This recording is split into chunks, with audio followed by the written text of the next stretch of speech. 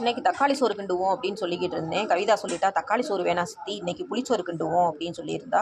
ஐயோ, புளிச்சோறா? நான் புளிச்சோறு வந்து எனக்கு கிண்ட தெரியாதே. நான் புளிச்சோறு கிண்டுனாலும் நல்லாவே இருக்காது. ஏற்கனவே நான் நிறையா தடவை ட்ரை பண்ணி பார்த்துட்டு அந்த புளிச்சோறு நல்லாவே இருக்குல்ல, வேஸ்ட்டாக தான் கீழே தான் போட்டிருக்கேன். அதனால் புளிச்சோறு நான் கிண்டலை அப்படின்னு நான் சொல்லிட்டேன்.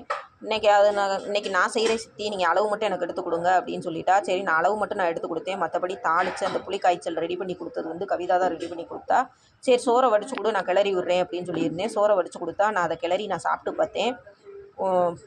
புளிச்சோறு வந்து டேஸ்ட்டு கொஞ்சம் கம்மியாக தான் இருந்தது. ஆனால் என்னை காட்டிலும் மோசம் கிடையாது, என்னையை விட கொஞ்சம் பரவாயில்லாமல் தான் இருந்தது. இதுக்கு வந்து என்ன சைடிஷ் பார்த்திங்கன்னா, உருளைக்கிழங்கு வறுவலும் தேங்காய் துவையலும் தான் செஞ்சுருந்தோம். எனக்கு வந்து இந்த பொரியல் இந்த மாதிரி வச்சு சாப்பிடாட்டினா கூட தேங்காய் துவையல் கண்டிப்பான முறையில் புளிச்சோறுக்கு எனக்கு வேணும்.